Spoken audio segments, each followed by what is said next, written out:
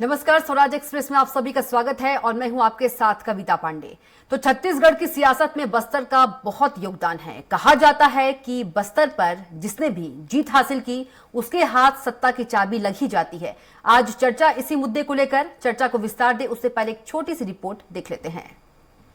छत्तीसगढ़ के बस्तर को सत्ता की चाबी माना जाता है और यही कारण है कि चुनाव आने से पहले ही दोनों पार्टियां बस्तर को साधने में पूरी तरह से जुट जाती है। इस बार भाजपा 2023 चुनाव में किसी तरह की कोई कमी नहीं रखना चाहती है। यही कारण है कि अब लगातार भाजपा के केंद्रीय नेतृत्व छत्तीसगढ़ पहुंचकर प्रमुख रूप से बस्तर पर फोकस कर रहे हैं, जिसे लेकर पार्टियों के बीच सियासत भी खूब देखने को मिल रही है। आगामी 19 मार्च को केंद्रीय गृह मंत्री अमित शाह का छत्तीसगढ़ दौरा है, जिसमें इस दौरे के दौरान अमित शाह का पूरा फोकस बस्तर पर होगा। हाल ही में केंद्रीय राज्य मंत्री विशेश्वर टूडू भी बस्तर दौरे पर छत्तीसगढ़ पहुंचे हैं। 2023 चुनाव के पहले ही भारतीय जनता पार्टी का पूरा फोकस बस्तर पर है। छत्तीसगढ़ में बस्तर एक बड़ा और महत्वपूर्ण भाग माना जाता है, जिसके मद्देनजर भाजपा के केंद्रीय नेतृत्व का पूरा फोकस यहाँ है। इसके अलावा 15 साल के शासनकाल में भाजपा बस्तर के विकास को अलग अलग तरह से गिनाने का भी बखूबी प्रयास कर रही है। उनके लिए वहां निशुल्क हॉस्टल होता था। बस्तर के लोगों के लिए तेंदुपत्ता संग्राहकों के लिए बोनस की योजना, स्वास्थ्य की योजना चलती थी। बस्तर के लोगों के लिए एजुकेशन हब अगर किसी ने स्थापित किया तो भारतीय जनता पार्टी ने किया। अगर इन 4 वर्षों में उन लोगों के साथ कुछ हुआ तो उत्पीड़न हुआ है उनका। वहीं दूसरी ओर अब बस्तर में केंद्रीय नेतृत्व के दौरे को लेकर कांग्रेस की ओर से भी बयानबाजी हो रही है। कांग्रेस संचार प्रमुख सुशील आनंद शुक्ला का कहना है कि 15 साल के शासनकाल में बस्तर का जितना विकास नहीं हुआ उतना कांग्रेस के आने के बाद 4 सालों में हुआ है। बस्तर की सड़कें ऐसी हैं, केंद्रीय नेतृत्व भी बस्तर दौरा बाई रोड कर पा रही है। इसलिए कांग्रेस सरकार आने के बाद बस्तर की सड़कें भी विकसित हुई हैं। कांग्रेस का कहना है कि बस्तर में बाय रोड दौरे करने का सुगम रास्ता भी कांग्रेस की ही देन है। भारतीय जनता पार्टी की राज में 15 साल तक सरकार थी। बस्तर का इन्होंने शोषण किया। बस्तर के लोगों के जो संवैधानिक अधिकार थे उसको बंधक बना के रखा गया था। आज भी इनके पास अवसर था, केंद्र में इनकी सरकार है, कुछ विशेष पैकेज बस्तर के लिए घोषित करती। सिर्फ बस्तर के लोगों को चुनावी हथियार के रूप में, मतदाता के रूप में यूज करने के लिए यहाँ पे इनके केंद्रीय मंत्रियों का दौरा होता है, जिससे कुछ इनको हासिल नहीं होने वाला है। फिलहाल 2023 चुनाव में अभी काफी समय बाकी है। सत्ता की चाबी के नाम से जाने जाने वाले बस्तर पर फोकस पार्टियों ने अभी से करना शुरू कर दिया है। यही कारण है कि लगातार भाजपा के भी केंद्रीय नेतृत्व दौरे के दौरान बस्तर पर पूरा फोकस कर रहे हैं। वहीं दूसरी ओर कांग्रेस यह कह रही है कि चाहे भाजपा कितने भी दौरे कर ले, बस्तर की जनता जानती है कि आखिरकार बस्तर का विकास किसने किया। अब आगे देखना होगा कि आखिरकार 2023 में दोनों ही पार्टियों द्वारा की गई बस्तर में मेहनत आखिरकार कितनी रंग लाती है। रायपुर से स्वराज एक्सप्रेस के लिए हेमंत शर्मा की रिपोर्ट। और इसी मुद्दे पर हम चर्चा करेंगे और ज्यादा चर्चा के लिए हमारे साथ मौजूद है कांग्रेस प्रवक्ता सुरेंद्र वर्मा जी, बीजेपी नेता गणेश शंकर मिश्रा जी और वरिष्ठ पत्रकार अनिरुद्ध दुबे जी। सबसे पहले सवाल आपसे है सुरेंद्र वर्मा जी, बीजेपी कह रही है कि 4.5 वर्षों में आप लोगों ने क्या किया? 4.5 वर्षों में उत्पीड़न हुआ है सिर्फ। कितना इत्तेफाक रखते हैं बीजेपी की बातों से?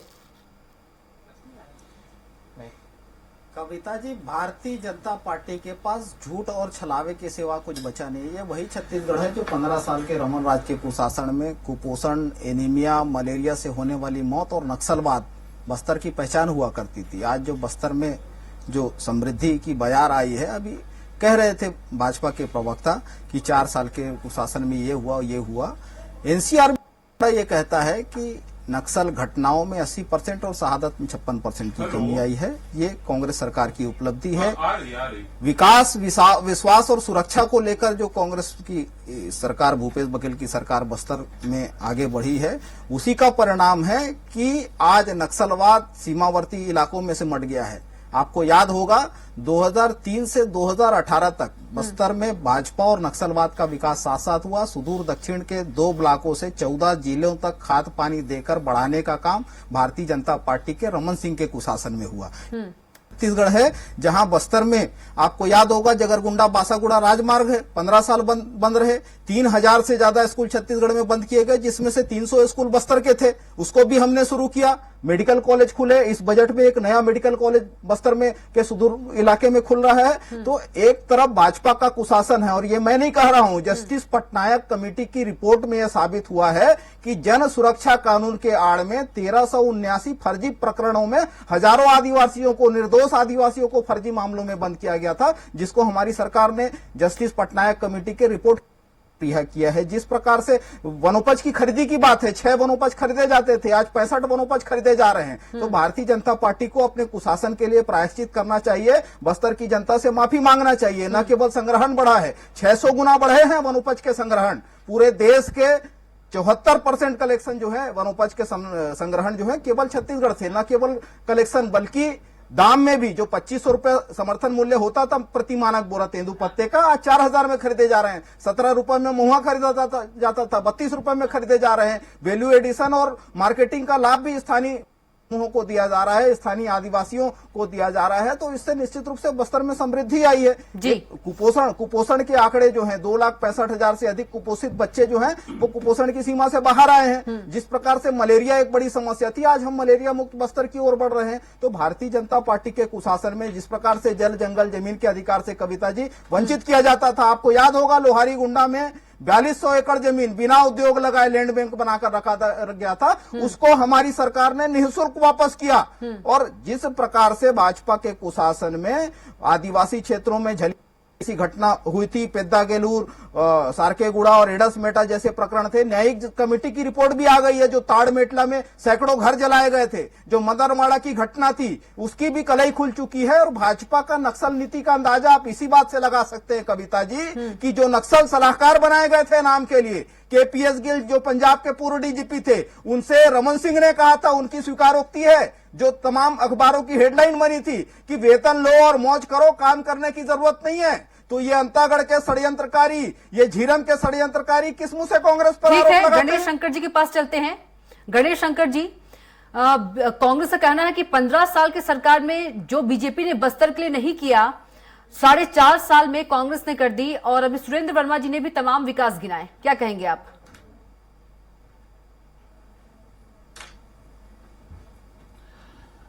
मिश्रा जी, भाजपा के द्वारा जो 15 साल राज्य किया गया छत्तीसगढ़ में, उसमें सिर्फ बस्तर की ही बात मैं नहीं करूंगा, पूरे छत्तीसगढ़ में जी विकास की बयार बढ़ी है। प्रदेश की सरकार जिला के लिए और एक संभाग के लिए काम भी करती है। अभी हमारे यहाँ पूरे संपूर्ण प्रदेश में जितने भी जिले हैं और संपूर्ण जितने भी गांव हैं, 20,000 से अधिक गांव हैं, ग्राम पंचायत है, इनसे मिलकर ही प्रदेश बनता है। मैं आपको ये बताना चाहूंगा कि बस्तर में जो विकास की गति बढ़ी है और विकास का जो नया प्रतिमान स्थापित हुआ है, न केवल बस्तर में, पूरे प्रदेश में जितने इंफ्रास्ट्रक्चर के काम हुए हैं, चाहे वो सड़क का हो, चाहे बिजली का हो, चाहे टेलीफोन का हो, चाहे सिंचाई सुविधाओं का हो, इस सारा विकास का कार्य बस्तर में ही नहीं पूरे प्रदेश में भाजपा शासन ने जो किया है वो अभूतपूर्व है। और आज लगभग 4.5 साल हो गए हैं 2018 से लेकर के जब से कांग्रेस की सरकार आई हुई है, सारे विकास के कार्य पूरे प्रदेश में, न कि एक बस्तर की बात की नहीं है, पूरे प्रदेश में सारे विकास के कार्य ठप पड़ चुके हैं। आप जो है अभी का बजट जो इन्होंने मुख्यमंत्री जी ने प्रस्तुत किया है, उस बजट जो इन्होंने 36 घोषणा पत्र 36 पॉइंट पे जो घोषणा पत्र बना करके कांग्रेस ने जो यहाँ पर लोगों ने इनके घोषणा पत्र पर विश्वास करके वोट दिया और कांग्रेस ने गवर्नमेंट बनाई। लेकिन आज ये स्थिति है कि अंतिम बजट मुख्यमंत्री जी ने प्रस्तुत किया है। 4 बजट जब तक प्रस्तुत किया, लोगों ने तो ये धीरज रखा हुआ था कि बहुत सी ऐसी बातें थी जिसमें उन्होंने कोई चर्चा नहीं की, तो लोगों का ये विश्वास था, उम्मीद थी, एक आशा की किरण थी कि ये है। तो ऐसे सारे मुद्दे जो अभी तक अनछुए हैं, बहुत से मुद्दे हैं जो कि महत्वपूर्ण हैं और अभी तक जो है अनछुए रहे हैं। लोगों ने विश्वास किया था, आशा रखी थी कि इस बजट में भूपेश बघेल जी उस पर कुछ न कुछ जरूर बोलेंगे। मैं आपको बता रहा हूं, सबसे बड़ी समस्या बस्तर में, आप मैं इंफ्रास्ट्रक्चर की बात तो कर ही रहा हूं, सबसे पहले किया जो इंफ्रास्ट्रक्चर भाजपा शासन में पूरे बस्तर में गांव गांव में सड़क, गांव गांव में पुलिया, गांव गांव में भवन, जो इन्होंने रिच इंफ्रास्ट्रक्चर क्रिएट किया है वो तो है ही है। लेकिन जिन बातों को लेकर के कांग्रेस ने कसम खा के सत्ता पर आई थी, वह सारे मुद्दे जो हैं अभी अधूरे हैं। पहली बार इन्होंने ये कहा था कि हम यहाँ पे जो है नशाबंदी करेंगे, मिश्रा शराब जी, की हमारा दुकानों को मुद्दा ही बंद आज करेंगे। बस्तर का है। इन्होंने गंगा जल की कसम खाई थी। गणेश शंकर मिश्रा जी, उसके हमारा बारे मुद्दा में- ही आज बस्तर का है, तो बस्तर पे ही हम बात करें। नहीं, चलिए बस्तर- अनिरुद्ध दुबे ये- जी के पास चलते हैं, वरिष्ठ पत्रकार भी हमारे साथ मौजूद है। जी जी अनिरुद्ध दुबे जी, नहीं, किस तो तरह से ये देखते हैं? सारी बातें जो है बस्तर से भी संबंधित है। सुरेंद्र जी, सुरेंद्र जी, हाँ। ये तर्कहीन तथ्य सुरेंद्र जी, करते हैं, आपको गंगा जल बोलने का मौका कसम मिल को चुका है भाजपा ना? के द्वारा झूठ जी। फैलाया गया था सुरेंद्र जी। कर्जमाफी को लेके सुरेंद्र जी, झूठ बोलते हैं। एक बार आप अनिरुद्ध स्पष्ट कर जी। दीजिए कविता जी। जी, कि अनिरुद्ध जी। जो गंगा जल की यदि कसम बस्तर की बात करें- वो किस बात के लिए ली गई? सुरेंद्र इनको जी, पहले सुरेंद्र आप जी, जो चुप है हो जो जाइए। कांग्रेस के जो मेरे सुरेंद्र जी, मित्र आए शांत हो हैं जाइए, प्लीज। उनको कंट्रोल करिए, उनको प्लीज, जब समय अनिरुद्ध दिया जी, गया आप तभी सवाल बात और इस करें। प्रशासनिक अधिकारी दूसरे- रहे हैं। सुरेंद्र जी, झूठ सही बोल के तरीका नहीं है, चुनौती प्लीज। देता हूं मैं। यूट्यूब पे दर्ज है। सुरेंद्र जी, झूठ के लिए आपके आप पास माफी आई ना? मांगेंगे? ये कैसी- आप माफी मांगेंगे ये क्या? इतना सुरेंद्र जी, उत्तेजित क्यों हो रहे हैं भाई? आप माफी मांगेंगे सुरेंद्र क्या? आप जी, झूठ बोल रहे हैं? ये इतने लोग उत्तेजित पुलिस क्यों हो सुरेंद्र जी, रहे सही तरीका नहीं है, हैं? ये प्लीज। डिबेट है सुरेंद्र कि जी। तमाशा ये कुश्ती हो झूठ रही बोल क्या रहे यहाँ हैं, पे? इसलिए माफी मांगेंगे क्या? शराबबंदी के लिए ये- गंगा जल के कसम तो माफी इनको मांगेंगे डिबेट क्या? में बैठने का आपके पास चलते हैं, आपकी बारी हो चुकी है। ना, ये झूठ बोल रहे हैं, ये कुछ भी बोल के चले जाएंगे। सुरेंद्र जी, आएंगे ना आपके पास, आपको भी मौका मिलेगा। सुरेंद्र जी, बहुत कम वक्त होता है। लेने की जरूरत नहीं है कांग्रेस को। सुरेंद्र जी, ना कविता जी ये इस प्रकार से प्रवक्ता हो सुरेंद्र गए जी। तो तोपचा नहीं इस हो गए प्रकार भाई। से झूठ बोलेंगे क्या? इनको मैं शब्दों चुनौती की देता गंगा- हूं। आएंगे ना आपके पास। सुरेंद्र जी, शराबबंदी रुक जाइए, के लिए सुरेंद्र जी, रुक जाइए। माफी के लिए जो भाजपा झूठ फैलाए थे विधानसभा चुनाव के पहले, ये तो जो है बेशर्मी की हद हो गई है कि ना? गलती कर बेशर्मी रहा आप कर ऐसी रहे भाषा हैं। का उपयोग ना करें आप लोग। मिश्रा जी आप कर रहे हैं। क्या मैं मुझे सवाल नहीं बताइए करूं कि फिर? क्या- सुरेंद्र जी, आप क्या बोलते रहेंगे क्या? शराबबंदी के लिए सुरेंद्र जी। गंगा जल की कसम खाता है? सुरेंद्र इस जी। झूठ के लिए आप माफी मांगेंगे? सुरेंद्र जी, अनिरुद्ध दुबे जी, ना कविता जी, ऐसे बात नहीं होगी। आप इसको स्पष्ट करिए पहले। मैंने जो बात सुरेंद्र जी, कही मैं है यहाँ वो बैठे हूँ, गलत सुरेंद्र बात जी। नहीं कही है। सुरेंद्र जी, मैंने कारण मध्य सुरेंद्र जी, प्रदेश आपका की वक्त बात हो कही चुका है, है, जो कि सुरेंद्र जी। कांग्रेस ने घोषणा पत्र में रखा रुक था। जाइए मिश्रा अब जी, कोई बोल रहा है सुरेंद्र जी, कि रुक झूठ जाइए। बोल रहे ना, हैं। रुक जाइए। घोषणा पत्र ये की बता आपने दें बात कौन नहीं सा कही। इन्होंने सुरेंद्र जी, सबको पत्र वक्त मिलेगा। रखा सबसे है। पहले मैं आपके पास आई हूँ, सबसे पहला समय आपको मैंने दिया है। सुरेंद्र जी, ये सबसे बात पहले करने बात की रखने का स्थिति मौका नहीं आपको है। मिला है। ये सुरेंद्र जी, उत्तेजित प्लीज हो रुक रहे हैं। जाइए। पहला ऐसा व्यक्ति देखा हूँ डिबेट मिश्रा जी, आप भी रुक जाइए प्लीज। ना आप जिस बेशर्मी से भाजपा कैसे आप लोग बातें कर रहे हैं? आपको छत्तीसगढ़ देख रहा है, सारा देश देख रहा है, कैसी बातें कर रहे हैं आप लोग? प्लीज अनिरुद्ध दुबे जी के पास चलते हैं, वरिष्ठ पत्रकार भी हमारे साथ मौजूद है। सबसे पहले मैं आपके पास आई। कविता जी कोई भी कुछ भी बोल सुरेंद्र जी, आएंगे ना आपके पास, आपको भी समय मिलेगा। क्यों? आप लोग मत बोलिए, ये जो चिल्ला रहे हैं उनको टोकिए ना। मैं तो सुरेंद्र जी, बैठा हूँ रुक भाई। जाइए ना प्लीज। झूठ बोल के निकल जाए वो जायज है? आप अनिरुद्ध चाहते हैं जी, कि आपके चैनल में अनिरुद्ध जी, गलत जानकारी जाए? अनिल जो आप मेरा चाहते सवाल हैं ये है कि क्या जो- 15 जो साल में जो कर्जमाफी को लेकर बीजेपी झूठ नहीं बोल कर रहे पाई, हैं, जितनी आपकी तेजी से सरकार बस्तर का विकास नहीं हो पाया, तो क्या छत्तीसगढ़ में 4.5 साल में वो विकास हुआ है? अनिरुद्ध जी। देखिए, जहां तक कि बस्तर की बात है मैडम, तो जी जहां तक कि आप बस्तर के विकास की बात कर रहे हैं, तो ऐसा नहीं है कि भारतीय जनता पार्टी के जो 15 साल के शासनकाल में विकास नहीं हुआ, लेकिन विकास के साथ साथ क्या है कि चूक बहुत हुई। और जो एक बहुत बड़ा उदाहरण है झीरम घाटी, और इधर का कि रानगंज गांव की डिवीजन की बात करें तो वहां पे मदनवाड़ा, कुछ ऐसी घटनाएं हैं जिससे जो है उनका विकास के कार्य जो है वो किनारे रह गए। और जहां तक के मेरे जो है साथी सुरेंद्र वर्मा जी जो है केपीएस गिल का उदाहरण दे रहे थे, तो पंजाब में खत्म करने वाले केपीएस गिल साहब जो पूर्व आईपीएस अधिकारी रहे, उनको यहाँ पे बुलाकर बस्तर की जिम्मेदारी दी गई थी। क्या उनका उपयोग हो पाया? जहां तक मेरा मानना है कि उनका उपयोग नहीं हो पाया, और उनसे यही कहा गया था कि वेतन लो और मौज करो। जहां तक कि मेरी जानकारी है, उनकी जो रिपोर्ट थी उसको जो है डस्टबिन में डाल दी गई। तो काम किए आप, लेकिन जो दूसरा पक्ष जो आप बैलेंस नहीं कर पाए, तो उससे उसका कहीं ना कहीं नुकसान हुआ और वो चीज नहीं रही। जहां तक कि आज का मुद्दा है जो बस्तर में कांग्रेस नेताओं का दौरा, भाजपा नेताओं का दौरा और बहुत सारी चीजें, तो मैडम ये है चुनावी वर्ष है। और दूसरी बात यह है कि भारतीय जनता पार्टी का जो सबसे बड़ा नुकसान हुआ आदिवासी बहुल क्षेत्रों में ही हुआ था 2018 के विधानसभा चुनाव में। एक तो सरगुजा और दूसरा बस्तर।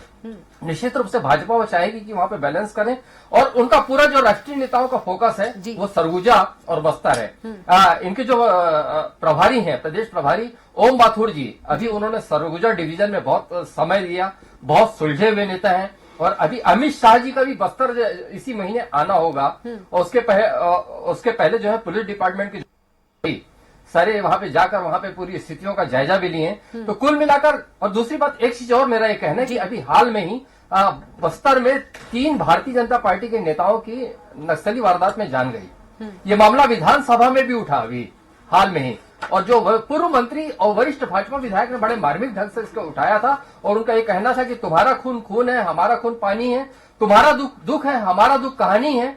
तो इस तरीके से जो बहुत व्यथा सामने आई, तो कुल मिलाकर ये कि अभी बस्तर में दोनों चीजें एक साथ चल रही है। एक तो नक्सली घटनाएं अचानक शुरू हो गई और दुर्भाग्य कहें कि उसमें भारतीय पार्टी के 3 नेता जो है उसमें शिकार हुए, और दूसरा चुनावी वर्ष है तो उसमें साधने की भी जो है कोशिश है, कवायद है। तो कुल मिलाकर यह भारतीय जनता पार्टी का फोकस बस्तर है। आएंगे आपके पास कविता जी, एक बात मुझको वर्मा जी के पास बोलने नहीं दिया गया, मैं बता रहा चाहता हूँ। आएंगे मिश्रा जी, आएंगे। वर्मा जी अपने टाइम पे बोलेगा, प्लीज रिक्वेस्ट है आपसे। वर्मा जी बोलिए, क्या कहना चाह रहे हैं? जी जी जी कविता जी, छत्तीसगढ़ की जनता ने 15 साल के कुशासन को भी भोगा है रमन सिंह के, और 4 साल के सुशासन में जो हुए हैं, आप बिंदुवार आप तुलना कर सकते हैं। 600 गांव के 3 लाख लोगों को बस्तर से पलायन के लिए किया गया था। उसी बस्तर में हमने 4.25 लाख एकल पट्टे और 50,000 सार्वजनिक पट्टे बांटे हैं। जिस प्रकार से वन अधिकार अधिनियम से वंचित किया गया था, जिस प्रकार से तेंदुपत्ते का अभी आरोप लगा रहे थे भाजपा के प्रवक्ता, मैं सुन रहा था आपके प्रोमो में, जो केंद्रांश होता है बीमा के लिए, प्रीमियम के लिए, उसको 2019 के बाद से बंद कर दिया गया। उसके लिए हमने, हमारी सरकार ने महंत कर्मा सहित महंत कर्मा के नाम पर फिर से योजना शुरू की। सारकेगुड़ा, एडामेटा, पेद्दागलूर में जो नरसंहार हुए, जिस प्रकार से आदिवासियों से छीनकर 90,000 एकड़ भूमि उद्योगपतियों को बेच दी गई थी, जिस प्रकार से हिड़ में और मीणा खलको के प्रकरण है, और उसकी तुलना हम यदि कांग्रेस के सरकार में करें तो हमने 4 साल में न केवल जल जंगल जमीन के अधिकार उनको दिए, बल्कि जो दुर्भावनापूर्वक उनके ऊपर केस थे उसको भी खत्म किया। 5वीं अनुसूची के क्षेत्र में पेशा कानून हमने लागू किया। 15 साल भाजपा सरकार में थी तब याद नहीं आया। वादा खिलाफी की बात करते हैं, आपको याद होगा 2003 में वादा था प्रत्येक आदिवासी परिवार को जर्सी गाय देने का, 10 लीटर दूध देने वाली। प्रत्येक आदिवासी परिवार से एक सदस्य को सरकारी नौकरी देने की बात कही थी। ग्राम प्रहरी एक महिला और एक पुरुष को देने की बात कही थी। वो वादे 15 साल इनको शासन करने के नहीं आया। हमारी सरकार ने तो न केवल बस्तर में स्थानीय लोगों को भर्ती की, दंतेश्वरी और दुर्गा जो डीआरजी में बटालियन बनाए हैं, स्थानीय जिला स्तर पर भर्ती हो रही है। जो एनएमडीसी की परीक्षा नागपुर में होती थी उसको हमने छत्तीसगढ़ में दंतेवाड़ा और जगदलपुर जैसे जगह में शुरू किया। जो व्यापम की परीक्षा होती है उसका केंद्र भी स्थानीय लोगों को 100% नौकरी देने का काम यदि किसी ने किया है तो भूपेश सरकार ने किया है। शिक्षा का बजट 19,000 करोड़ से अधिक है। 146 आत्मानंद अंग्रेजी स्कूल हमने खोले हैं। इस बजट में 101 स्कूल का और प्रावधान है। तो लगातार भारतीय जनता पार्टी शोषण करते रही। आपको याद होगा नक्सलवाद, कविता जी, देश की आंतरिक सुरक्षा के लिए सबसे बड़ा खतरा है, लेकिन केंद्रीय बल की तैनाती का पाई छत्तीसगढ़ से वसूल लिया गया। 12,000 करोड़ जो केंद्रीय योजनाओं में राज्यांश था उसमें से छीन लिया गया। 12,000 करोड़ पाई 9 सांसद है भाजपा के, किसी के मुंह से एक शब्द नहीं निकला। कोंडा गांव को नक्सल प्रभावित विशेष जिले के पैकेज से बाहर कर दिया गया, तब भी भाजपा चुप रहे, मौन रहे। देवगुड़ी और घोटूल इनके सरकार में पूछे यदि कोई मंत्री शामिल हुआ हो, हमारी सरकार को सरकारी आयोजन कर रही है, निर्माण भी करा रही है। वर्मा जी आपके जवाब लेते हो प्लीज। मैं ये बताना चाहूंगा कि पूरे प्रदेश में 2 संभाग में नक्सलवाद से सर्वाधिक प्रभावित हो रहा था। पहला था सरगुजा, दूसरा था बस्तर। सरगुजा में हमने 15 साल में पूरी तरह नक्सलवाद के आतंक को समाप्त कर दिया। उससे वही जैसी स्थिति बस्तर में थी वही स्थिति सरगुजा में थी। बस्तर में आने के पश्चात बस्तर में जो नक्सलवाद का प्रयास किया है सीआरपीएफ के माध्यम से, अभी जो 19 मार्च को देश के गृह मंत्री जो यहां पर आ रहे हैं, वो सीआरपीएफ का जो रेजिंग डे है, 84th रेजिंग डे, अभी तक कांग्रेस का जो लुटियंस कल्चर था, लुटियंस संस्कृति थी, वो हमेशा जो भी जो है सीआरपीएफ का जो फाउंडेशन डे होता है, रेजिंग डे होता है, ये इन 2 दिल्ली से कभी बाहर नहीं आए थे। पहली बार इस नक्सलवाद की समस्या को समाप्त करने के लिए भारतीय जनता पार्टी ने उसके मूल जड़ पर प्रहार किया है। पिछले समय 83वां जो रेजिंग डे था सीआरपीएफ का, वहां काश्मीर में मनाया गया था, वहां काश्मीर गए थे गृहमंत्री जी, और इस वर्ष 19 मार्च को उस रेजिंग डे को मनाने के लिए करणपुर, जो जगदलपुर का जो नक्सल प्रभावित क्षेत्र है, वहां पे मुख्यमंत्री स्वयं आ रहे हैं और वहां सीआरपीएफ के जो बटालियन है वहां पे वो नाइट हॉल्ट करेंगे, कैंप करेंगे। तो ये पहली मैं आपको जो है बताना चाहूंगा कि भारतीय जनता पार्टी जो है कांग्रेस के शासन में ये नक्सलवाद से मिल करके हमारे एक माह में 5 जो हमारे जनप्रतिनिधि हैं, जो जनपद अध्यक्ष हैं, भारतीय जनता पार्टी के उपाध्यक्ष हैं, अभी दुबे जी ने बताया 3 लोग नाम बताया, 5 लोग ऐसे हैं जो नारायणपुर के थे, जो दंतेवाड़ा के थे, उनको जो है नक्सलवादियों ने मार दिया, खुलेआम मर्डर कर दिया है। ये बात कर रहे हैं कि वहां पे इस समय जो है वहां स्थिति है वो पूरी तरह से भयावह है। इस स्थिति को स्थायी रूप से हल करने के लिए औद्योगिकरण का काम भारतीय जनता पार्टी ने किया था। अभी ये जिसकी बात कर रहे हैं, भूमिहीनों को भूमि वापस करने की जो बात कर रहे हैं, ये बस्तर की जो आने वाली पीढ़ी है ये कांग्रेस को कभी माफ नहीं करेगी, क्योंकि बस्तर का नक्सलवाद की जो समस्या है, जब तक बस्तर का विकास नहीं करोगे, जब तक बस्तर का औद्योगिकरण नहीं होगा, टाटा इस्पात जैसे 5 मिलियन टन का जो है वहां पर जो है टाटा कंपनी का स्टील प्लांट आने वाला था, उसकी एमओयू हो गई थी और उसके लिए भू अर्जन की कार्यवाही पूरी हो गई थी और आदिवासियों के लिए उसमें बहुत अच्छे पैकेज बनाए गए थे, जिसमें हर आदिवासी परिवार को लोगों को स्थायी नौकरी, उनके बच्चों को जो है स्कूल में जो है फ्री में एजुकेशन, मल्टी स्पेशलिटी हॉस्पिटल, ये सारी व्यवस्था उसमें की गई थी। लेकिन सस्ती लोकप्रियता के नाम से इन्होंने इस बात को जो है सारी जमीन को वापस कर दिया। भाई जब भी औद्योगिकरण आप करोगे तो तो उसकी जमीन की जरूरत पड़ेगी, और जो जमीन ली गई थी वो उर्वरा जमीन नहीं थी। अनिरुद्ध दुबे जी, बीते कई चुनाव में ये देखा गया है कि जिस पार्टी ने बहुत गंभीर प्रयास औद्योगिकरण का किया गया था, जिसको इन्होंने समाप्त कर दिया है कांग्रेस ने। ठीक है दुबे जी, ऐसा देखा गया है बीते कई चुनाव में कि जिस पार्टी ने बस्तर में जीत हासिल की है, राज्य में उसी पार्टी की सरकार सत्ता पर काबिज हुई है।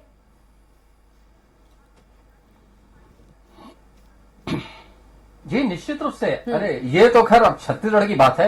मैं अविभाजित मध्य प्रदेश के समय की भी बात करूं, जब छत्तीसगढ़ राज्य नहीं बना था, ये कहा जाता था कि जो सत्ता की जो चाबी है आदिवासी बहुल बस्तर और सरगुजा से निकलती है, और बस्तर की जो है ना प्रकृति को समझ पाना इतना आसान नहीं है। ये सही है कि भारतीय जनता पार्टी का जब तीन समय का शासन काल था 15 साल का, तो लगातार बस्तर में सफलता मिली, लेकिन ये जो सफलता थी कैसे हाथ से खिसक गई, ये एक सोचने वाली बात थी। क्योंकि 2018 का जब विधानसभा चुनाव था तो मात्र बस्तर में एक ही सीट जो आई थी भीमा मंडावी जी की, उसमें भी क्या है कि नक्सली वारदात में उनकी शहादत हो गई, तो आज वो भी सीट जो है भारतीय जनता पार्टी के हाथ में वहां पर नहीं है। तो ये सोचने की बात है कि कहाँ चूक हो गई, कहाँ पे चूक हुई और कहाँ किस चीज को आप मिस कर गए, और ये वास्तव में भारतीय जनता पार्टी के लिए बहुत चिंतन और मनन का समय है। अगर कहीं उसको लेके इतने संजीदा है और अगर कहीं उसको लेके इतना गंभीर है तो उन्हें होना भी चाहिए, क्योंकि उन्हें इसलिए भी होना चाहिए क्योंकि सारा जो है मतलब एक तरफा जो भी वहां पे, ऐसा नहीं कि वहां पे कभी कुछ सीटें बढ़ती हो, यदि 12 विधानसभा भी सीटें हैं तो ऐसा नहीं कि कोई आधी भारतीय जनता पार्टी की तरफ या आधी कांग्रेस की तरफ। जो पूरा रुझान है जब भी नतीजे आते तो वो किसी न किसी तरह से किसी एक पार्टी की तरफ रहता है। जी इसमें कविता जी मैं यही बताना चाहूंगा, जिस प्रकार पूरे प्रदेश में है उसी प्रकार की स्थिति बस्तर में है। झूठे जो आश्वासन और घोषणा पत्र के माध्यम से लोगों को ठगने का काम कांग्रेस ने किया है, और 4 साल में लोगों ने इसकी समझ लिया है पूरे छत्तीसगढ़ में, और पूरे न केवल छत्तीसगढ़ में बस्तर में भी अब स्थिति जो है लोगों ने समझ लिया है कि सिवाय ठगने के इस गवर्नमेंट ने कुछ भी नहीं किया है, और इसलिए अब जो चुनाव होगा उसमें जी बिल्कुल वर्मा जी मिश्रा जी आएंगे आपके पास। वर्मा जी,